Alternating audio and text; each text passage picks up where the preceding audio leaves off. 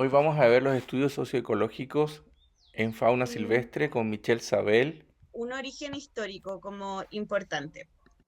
Entonces, para partir a modo de introducción, el Parque Nacional Torres del Paine se crea ya como figura como Parque Nacional Torres del Paine en los 70, pero tuvo otras figuras de protección que se inician en un proceso en el 59.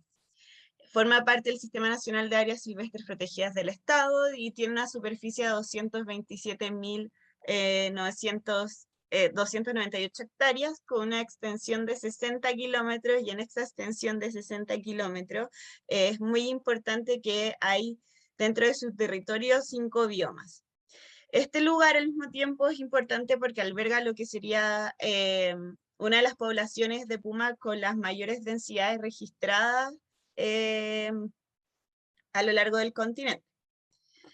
Eh, Actualmente el puma, como pueden ver aquí, una imagen bastante terrible de un asesinato que ocurrió en el 2019, se encuentra rodeado de lugares donde se realizan actividades ganaderas, principalmente bovinos y equinos, y aquí surgen conflictos dentro de la ganadería y los carnívoros que tienen que ver muchas veces por la depredación a ganado por parte de este felino. Eh, Hay estudios que dicen que las leyes y normativas nacionales no parecen ser suficientes para conservar a la especie o poder como detener actos como lo que vemos acá. Eran dos hermanos, ¿cierto? Y una de las pumas fue encontrada por herida con perdigones, si es que no me equivoco. Sin embargo, a partir del 2013-2014 y ya desde los años 90 empieza a surgir un interés turístico por el avistamiento del puma. Esto ocurre porque en los años 90 ocurre algo que se llama el terremoto blanco, donde producto de las malas condiciones empieza como a los estancieros se le empiezan a morir grandes cantidades de ganado y surge la posibilidad de empezar a hacer avistamiento de puma. Sin embargo, el turismo, que muchas veces puede verse como una solución a este conflicto, no necesariamente se puede como, se debería estudiar con mayor profundidad, ya que pueden haber accidentes, han ocurrido accidentes con guías de turismo y malos hábitos como alimentar al puma o generar cierto grado de estrés debido a que no hay ningún protocolo hoy en día que regule esta actividad. Eh, Aquí podemos ver una foto, ¿cierto?, de Laguna Amarga Expedition, que es la estancia Goy, que se encuentra al este de Torres del Paine, con una persona que pueden ver que está bastante cerca de los pumas. El objetivo entonces era identificar las distintas fuerzas que operan y operan en el Parque Torres del Paine y cómo éstas se relacionan con la conservación del puma. Quiero descubrir el contexto histórico desde los pueblos originarios y comprender el rol de que han tenido los distintos actores en la conservación de esta especie. Los métodos que utilicé fueron una revisión bibliográfica desde datos en internet hasta libros de los pueblos originarios, libros también relacionados con exploradores de la época que relatan sus encuentros con el puma, entrevista a personas de CONAF del área de conservación. Y voy a partir entonces en este contexto histórico con los primeros personajes que salen, que son los Aoniken, que es un pueblo nómada cazador y recolector que habita en la zona austral desde el río Santa Cruz en Argentina hasta el estrecho de Magallanes. Su presencia en la zona data desde hace 11.000 años, pero los registros dentro del Paine es de hace 3.500 años, y aquí como podemos ver, ellos generalmente cazaban con arco y flecha, pero luego cuando llega el caballo, ¿cierto? Empiezan a cazar con boleadoras y aquí sería lo que estarían cazando a un puma. Entonces ya podemos ver que existen primeros registros de que existía caza de pumas y podemos ver también que básicamente esta es la área donde se encontraban los Aoniken en la zona del parque y aquí en líneas moradas se encuentra lo que sería el Parque Torres del Paine. Cosas interesantes. ¿Por qué en esta parte, la parte de la Pampa, ¿cierto? Donde se encuentran los mayores registros de densidades de puma. También están pinturas rupestres donde no solamente hay una mano, un hombre, sino hay figuras de ñandú y figuras de felinos. Y también, una cosa, dato interesante, los Aniquén no entrarían en estas áreas de glaciares o de grandes bosques, porque ellos creían en sus relatos, al menos míticos, están la figura del hoy Hualicho, que básicamente era un ser como un monstruo que vivía en esos lugares, por así decirlo. Y generalmente estas pinturas rupestres que está aquí en este punto justo coinciden hoy en día con los áreas que se llama el Sendero de Avifauna del Paine por su facilidad, entre comillas, para poder hacer avistamientos de pumas. Sí, la cosmovisión eoniquén está centrada en relatos de la naturaleza y parece que la naturaleza es responsable del equilibrio en la Tierra y lo que hace posible la existencia de los Aniquén. Y generalmente los animales, incluyendo el león, en este caso el puma, pasan a estar relacionadas con historias con el fuego, en una historia donde siempre había una pelea entre los Aniquén, entre los humanos y los animales por el fuego, y cuando las especies no querían compartir el fuego, eran castigados por el Elal. El Elal entonces era como un héroe mítico que ordenó el mundo y convivió con los animales. Y en esta búsqueda encontré este relato donde el Elal, ¿cierto? Este héroe mítico había salido a cazar con el león, y cuando obtuvieron un guanaco, el héroe quería hacer fuego, pero el león no quiso porque opinaba que si él hacía fuego, los hombres lo iban a perseguir. Dice que el mito marca el momento en que los animales, o al menos el león, desistieron de utilizar el fuego, un bien que después siempre fue propiedad de los humanos. Y de hecho, este autor dice que, bueno, si bien no existían en la cultura oniken, ya en esos tiempos sí se cazaba el puma, no habían eventos especiales eh, para cazar el puma como sí lo habían para cazar otros animales.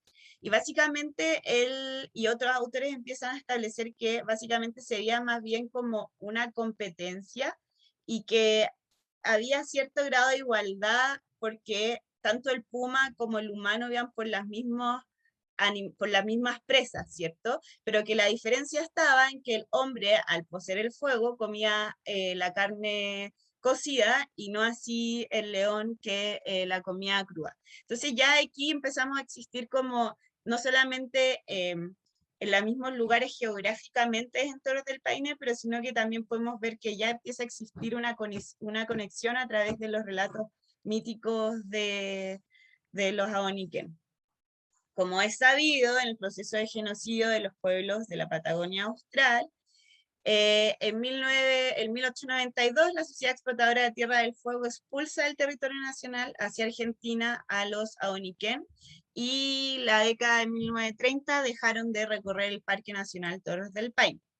Y ahora entonces surge otro personaje que se llaman vaquianos, donde aquí yo creo que marca un punto importante en lo que, que tiene que ver la relación, ¿cierto?, del hombre con el puma, porque aquí empieza también a haber una relación más dualista, ¿cierto?, como de la naturaleza en como externa al hombre, ¿cierto? Los vaquianos son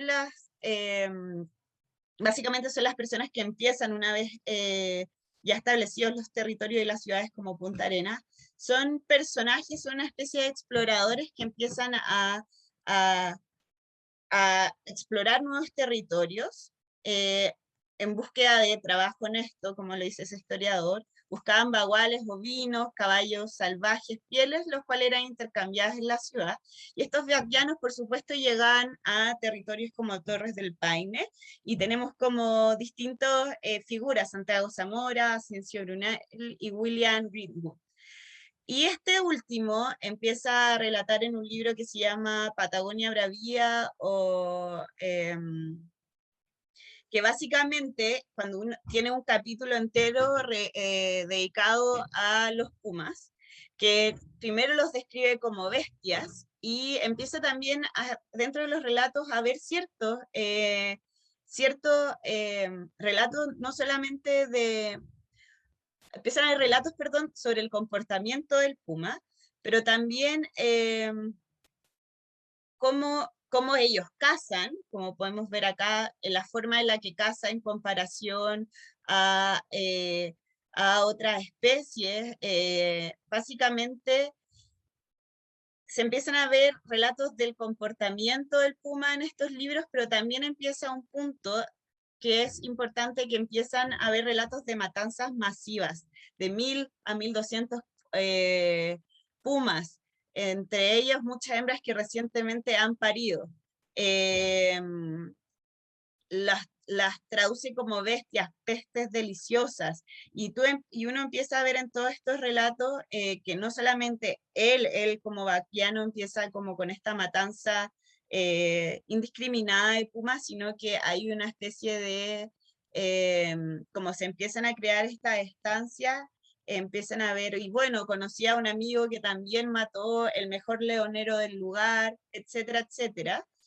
Y ya cuando estos vaquianos empiezan a abrir estos territorios, llegan lo que sería en el principio de 1900 la Sociedad de Explotadores de Tierra del Fuego y Sociedad Anónima Ganadera de Río del Paine, que básicamente son estas grandes estancias que están en el territorio.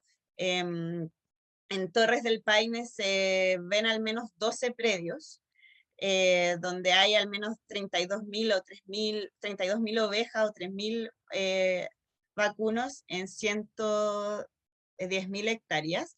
Y aquí hay un sistema latifundista, y dentro del territorio básicamente tú tienes estancias alrededor de Puerto Natales que movían las ovejas de estos lugares a Natales, y en Natales generalmente se procesaba los animales para lana, para carne, se cocinaba, etcétera, a los mataderos generalmente.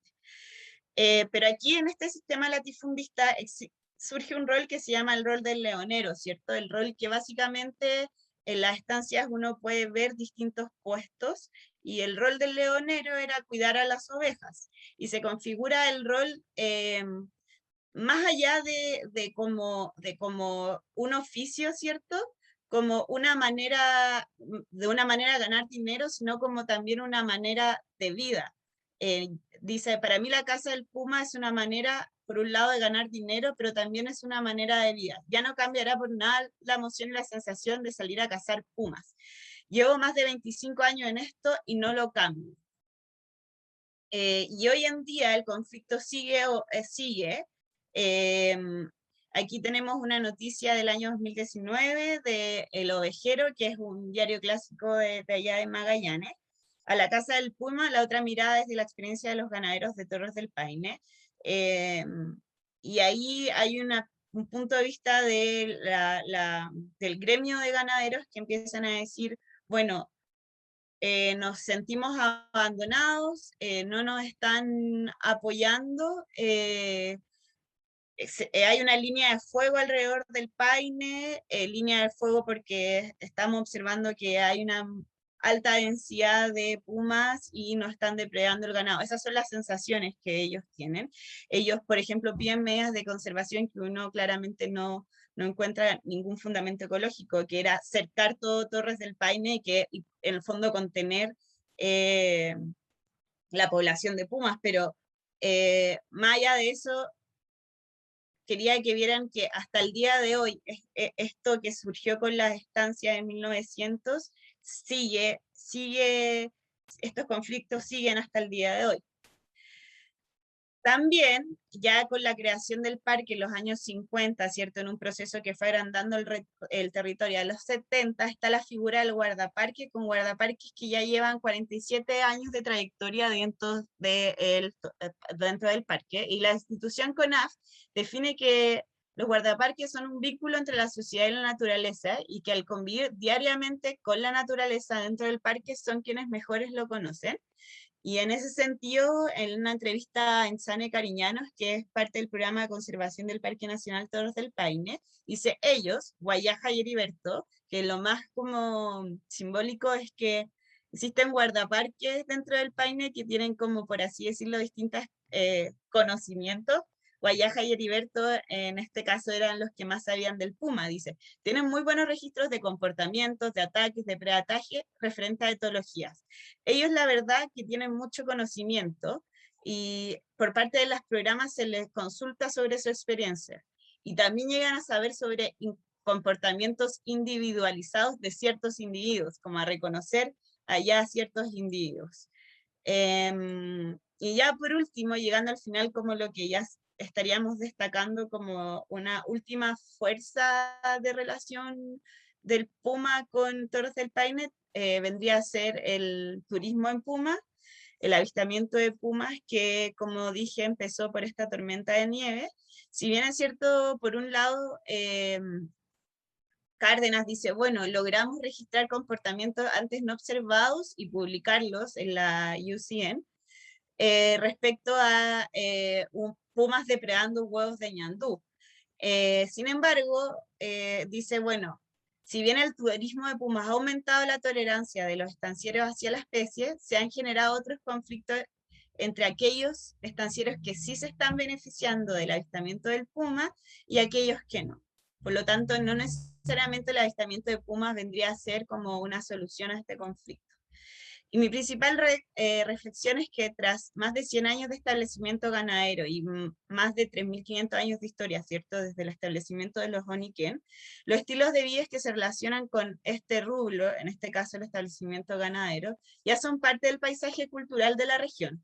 Y cualquier medida de conservación que atente contra este estilo de vida puede llevar a una mala percepción de las personas que habitan los sectores aledaños al parque sobre el puma, lo que pone en peligro la subsistencia de las especies y también de estos sistemas culturales.